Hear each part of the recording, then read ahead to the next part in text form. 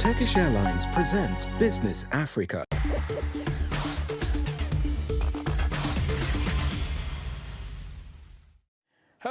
Bonjour et bienvenue dans Business Africa, je suis Ronald Kato. Au sommaire, nous en voulons plus, les pays riches en minerais accélèrent la cadence face aux géants de l'exploitation minière, dotés de minerais essentiels tels que le cobalt et le lithium. Les pays africains sont prêts à réécrire les règles de leur exploitation, à suivre les raisons de la renégociation des accords miniers. Alors que l'économie nigériane fait face à divers défis, le secteur de la création joue la carte de la résilience. Il devrait créer près de 3 millions d'emplois d'ici à 2025 et dépasser les 100 millions de dollars d'ici à 2030. Les transactions mobiles poursuivent leur essor record en Afrique, s'imposant comme un service financier courant. Le nombre d'utilisateurs de ces services est passé à 781 millions et le montant des transactions atteint près de 836 milliards de dollars rien qu'en 2022. Merci de vous joindre à nous. Les contrats miniers ont souvent fait débat, les investisseurs étant accusés de se tailler la part du lion alors que les pays d'accueil héritent de portions congrues. La Banque mondiale préconisait des codes miniers libéraux favorables aux exploitants dans les années 1990, mais les pays africains veulent tirer davantage profit de leurs ressources aujourd'hui. Ces pays peuvent-ils établir un nouvel ordre minier sans bousculer les investisseurs ? Soumis à une forte pression pour augmenter leurs finances publiques, les pays africains riches en minerais cherchent à mieux gérer leurs ressources naturelles, à augmenter leurs recettes fiscales et à mettre en place des dispositions relatives au contenu local, en partie en renégociant les accords existants avec les entreprises minières. Les pays exigent par exemple davantage en termes d'impôts, de redevances et de partage des bénéfices. Selon le Fonds monétaire international, dans 15 pays d'Afrique subsaharienne à forte intensité de ressources, les exportations minières représentent en moyenne 50% des exportations totales. Mais si l'exploitation minière est également la principale source d'investissement étranger direct, les recettes minières représentent moins de 10% des recettes nationales. Dotée des plus grandes réserves de cobalt au monde, la République démocratique du Congo renégocie actuellement un accord de 6 milliards de dollars signé en 2008 avec des mineurs chinois pour la construction d'infrastructures et l'exploitation de minerais. Kinshasa a demandé, par l'intermédiaire de l'auditeur public, que l'investissement dans les infrastructures soit porté à 20 milliards de dollars. Le pays avait déjà signalé que les affaires étaient inhabituelles pour les mineurs lorsqu'il a introduit un nouveau code minier qui a ébranlé Glencore. Au Botswana, le président Mokgweetsi Masisi a menacé de rompre les liens avec le diamantaire De Beers s'il ne lui concédait pas une plus grande part des diamants bruts. Selon l'accord actuel, le gouvernement vend 25% des diamants extraits par Debswana, leur co-entreprise, et les 75% restants sont vendus par De Beers. La Namibie voisine a également déclaré qu'elle cherchait à obtenir de Beers un accord plus équitable pour ses diamants.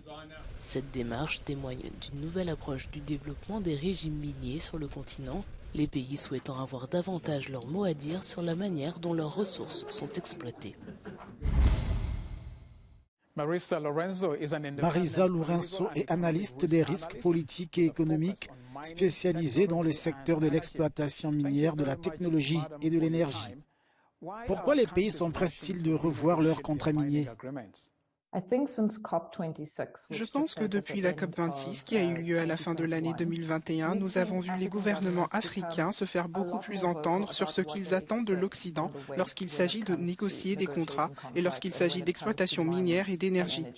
Le Nigeria et l'Afrique du Sud sont, je pense, les chefs de file de cette nouvelle voie, plus confiante où les gouvernements africains disent qu'ils veulent dicter leur avenir plutôt que de se laisser dicter leur conduite. Deuxièmement, si nous examinons ces cas individuellement, nous constatons que les facteurs de motivation sont différents. Dans le cas du Botswana, la renégociation avec le diamantaire De Beers repose sur de nombreux facteurs différents. L'un d'eux est que les diamants provenant de sources non russes atteignent aujourd'hui un prix beaucoup plus élevé sur le marché. Des élections sont également prévues en 2024 et le parti au pouvoir, le BDP, n'est plus aussi populaire qu'il l'était. Dans quelle mesure la transition énergétique est-elle un facteur? La RDC, par exemple, possède les plus grandes réserves de cobalt au monde. Les minéraux précieux incitent-ils également les pays à en demander davantage? Tout à fait, je dirais que les gouvernements africains se sont retrouvés avec une plus grande marge de manœuvre pour négocier parce que ces minéraux précieux sont essentiels à la transition énergétique, en particulier le cobalt, le nickel et le lithium. Cependant, je pense que dans le cas de la RDC, il y a quelque chose de très important à souligner.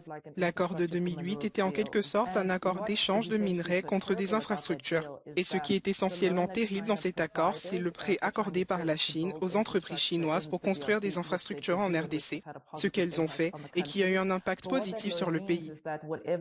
Mais cela signifie que les mines exploitées par la coentreprise chinoise Sicomine ne sont pas imposables tant que la RDC n'a pas remboursé ce prêt de 5 milliards de dollars.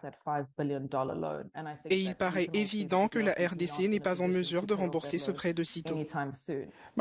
Marisa, les accords miniers sont complexes à négocier. Les pays ont-ils développé les capacités nécessaires pour négocier des accords plus rentables et plus intelligents? Effectivement, cette capacité n'existe malheureusement pas. Mais je pense que les gouvernements, en adoptant une ligne plus dure dans les négociations, commencent à dire « nous pouvons mettre en place cette capacité ». Vous savez, quelqu'un doit faire le premier pas. Même si, encore une fois, je tiens à préciser que dans le cas du Botswana, la raison pour laquelle ils peuvent négocier un peu plus durement est que De Beers a beaucoup investi dans les capacités locales, au point qu'il y a beaucoup de compétences locales pour superviser le secteur de l'extraction des diamants. La RDC n'a pas cette capacité dans son propre secteur, mais cela ne veut pas dire qu'elle devrait laisser les investisseurs dicter les conditions. Qu'en est-il des craintes selon lesquelles ces renégociations, certainement impopulaires auprès des exploitants, ne rendent les minéraux africains moins attrayants?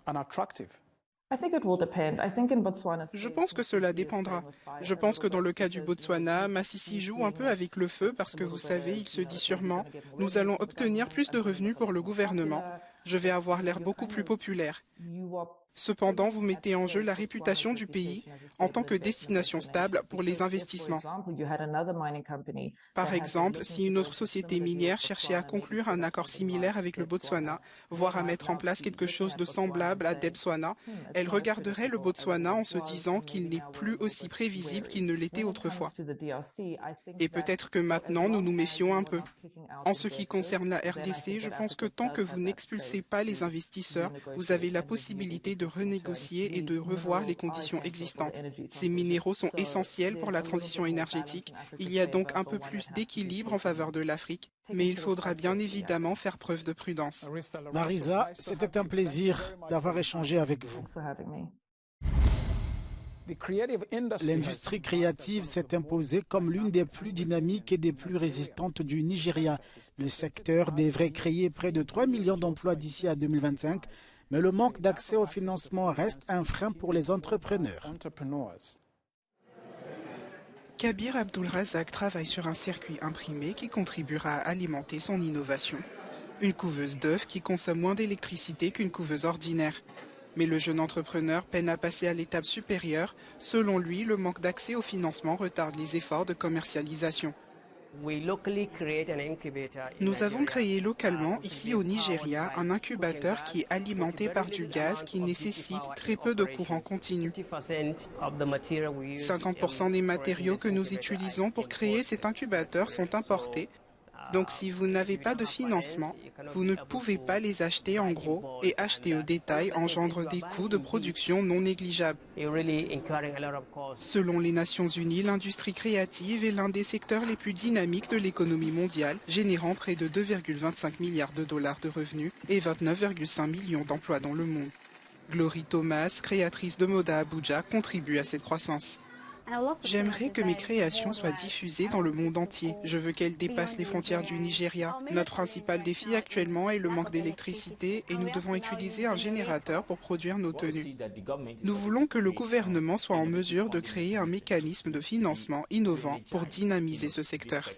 Au Nigeria, l'industrie créative fait vivre près de 4 millions de personnes selon un rapport de la plateforme de carrière Jobberman avec une croissance de 2,7 millions prévue au cours des 2 prochaines années. Après avoir franchi la barre des 1000 milliards de dollars en 2021, la valeur des transactions financières mobiles a établi un nouveau record en 2022, augmentant de 22% d'une année pour atteindre environ 1260 milliards de dollars. Sur ce montant, 836 milliards ont été traités en Afrique où le nombre d'utilisateurs est passé à 781 millions.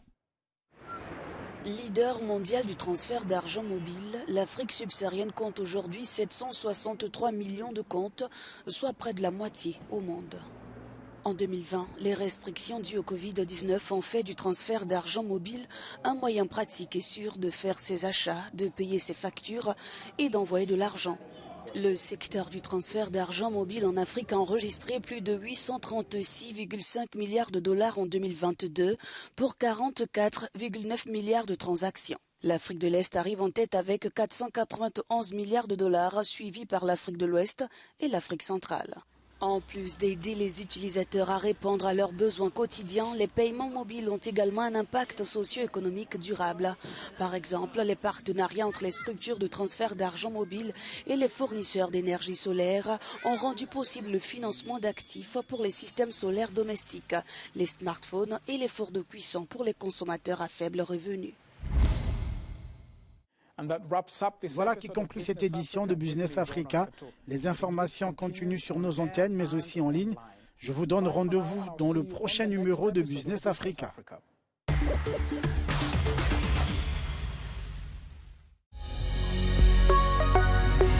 Business Africa was presented by Turkish Airlines.